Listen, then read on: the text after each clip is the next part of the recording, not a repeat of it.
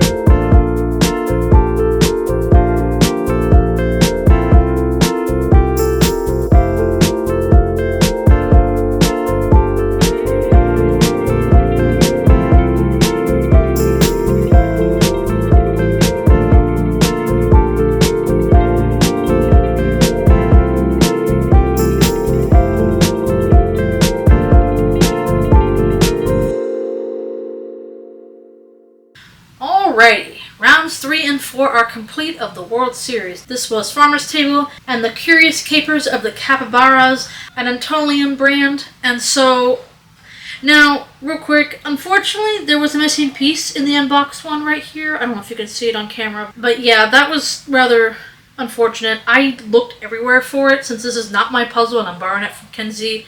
I felt really bad, and I'm going to see if I can maybe find the replacement.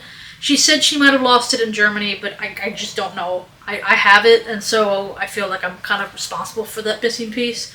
So I will hopefully be able to either find it here or get a replacement. So, good and bad for these 2 rounds. My predictions were correct that this is my fastest puzzle, and this was not going to end well. So, we'll start with Farmer's Table. I did this in 40 minutes and 44 seconds. And I don't know if you can tell the time lapse, but I was pretty upset that I didn't get under 40 minutes on this one because I was booking it with it. I was moving, I was doing so well, and I just was so close to being under 40 minutes. It's just like I can taste it, and it's just missing me. You know, and it's not that I'm trying to have a first attempt. I've already done it a few times. I just want to be more consistent with the puzzles I'm very good at under 40 minutes. It's a consistently thing I'm trying to do. I'm not just trying to get under 40 minutes for the sake of argument. I'm trying to get there and stay there. Like, I'm still moving up to the low 40s, which is still fast. I'm not upset with the time. I'm just upset with just how close I was to it. But I did love this puzzle. It was a lot of fun, very easy, organized, very easy to spot. And so, I'm not surprised that some of the fastest times appeared on this puzzle. So, for some stats on Farmer's Table, real quick, I would have gotten 43rd place, which is now my highest ranking place round. And so, that's good. I obviously was really happy with that result. I'm moving closer to that top 40 range. And so, here are the stats for this round. The top puzzler was under 30 minutes. Okay? Top 13 were under 35 minutes, and the top 36 were under 40. As you can see, why I'm trying to push that under 40 mark, it gets me into that upper echelon of puzzlers. I'm right there, and I always kind of consider myself the worst of the best. I'm just at the bottom, dangling. It's like a carrot dangling in front of me. But I wanted to kind of explain these stats because this is why I'm so pushing the under 40 for me on average. If I can stay there, I'm in that top range, and no matter what puzzle is thrown at me, I'll stay in that top range. So that was Farmer's Table.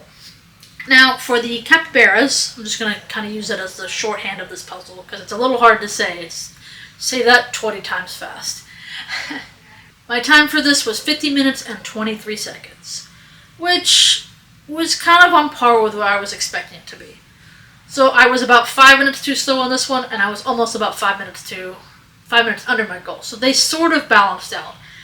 I'm not doing too bad to stick to my 5-hour goal, but I'm pushing, I'm on the edge of it. It's like I'm like a minute and a half under it at this point.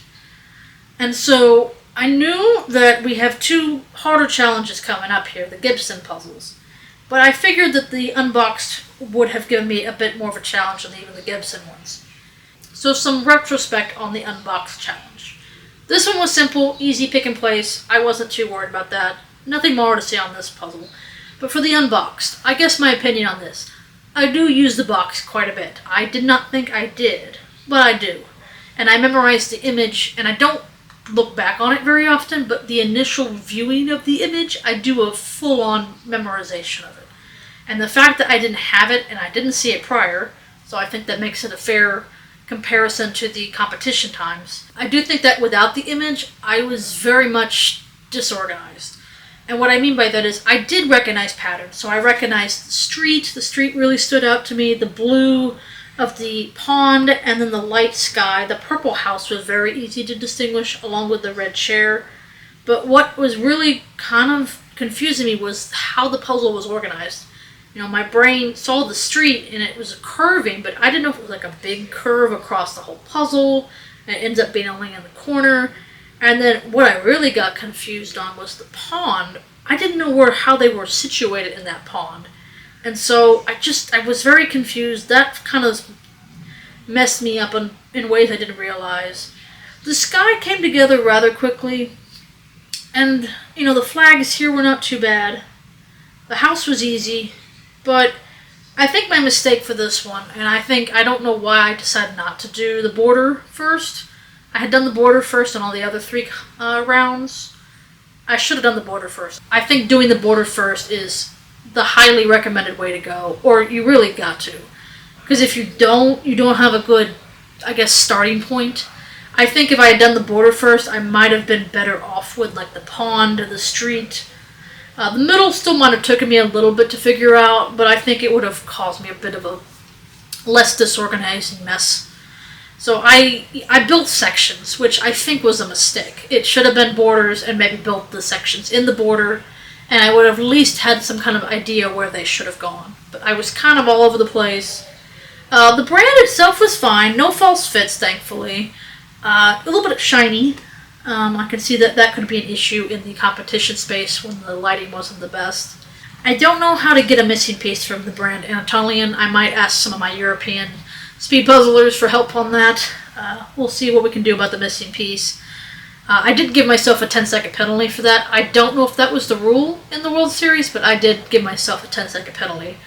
And my time was 50 minutes and 23 seconds, and that would have got me 93rd. Which, yeesh. Yeah, that was not nice to see. I was not happy with that place. I will be honest with you. But I can see why I did what I did and where I placed. I did not approach the unbox challenge appropriately. My lack of practice definitely showed through with this puzzle, and my lack of, I guess, just basically I wasn't sure what I was doing. And maybe a little bit of overconfidence of how much I needed the box. So yeah, unboxed was quite harder than I was picturing. So we'll go ahead and look at some unboxed round stats here. So for the Capybara unboxed puzzle, the top 6 were under 35 minutes. So this was even probably this was the slowest round so far, actually. No one got under 30 minutes. The top 18 were under 40, so again, I think a smaller group of puzzlers are under that 40-minute mark, and the top 46 were under 45. So 50 minutes compared to the top puzzlers isn't bad, but 45 minutes to 50 minutes is 5 minutes, and there was 50 people in that range. So if I had been maybe even 3 minutes faster, I would have been much closer to where I've been landing on these prior rounds. So again, unboxed challenge, I need to maybe do some more practice, definitely. It's, maybe a different way to approach it. I'm looking at different tactics now to see if I can get myself under that 40-minute mark on average. And so the unboxed challenge definitely threw a bit of a wrinkle in how you speed puzzle. And hopefully I've learned something from this. But, I landed where I landed. I'm kind of glad I didn't see the picture for this one, because I think that would have given me probably about a 5-minute edge on it, and I'm glad that my time can be comparable somewhat. You can't 100% compare it to the competition just because I'm not in the same environment. I'm not on the other side of the world in a different time zone. So I am slower at home, so maybe I can compare it a little bit. But alright, so kind of my current time to get to the 5-hour mark for all 6 puzzles. I think I'm about 3 minutes over at this point. I didn't calculate my times. I didn't add them all up to this point. I just have my final 6-round time. But I think as I was doing these puzzles, I just kind of compared it to if I did this one 45 minutes and this one 45 minutes and this is an hour 10, how much more time, how much faster do I have to do these puzzles? And so I kind of figured I need to stay in around the 45 minutes for the globe one here. And my goal for an hour 10, I think, was reasonable and still, I'm still within that time frame. Just barely. I'm barely pushing it. And so these next challenges is going to be what I think really determines who's the better puzzler. Because, we've done 3 Ravensburger and a different brand, but without a box. So that kind of threw a wrinkle in everybody's times. But now we go on to a different brand, which is Gibson's, which is also a round puzzle and a panoramic. And most people have not practiced speedrunning these. And I think that's going to be an interesting result on the next video. As for Farmer's Table and Caybaras, we definitely smashed it here. Did not smash it over there. Thanks so much for watching. Please like, comment, and subscribe. I will see you on the third and final video of the World Series. Bye-bye!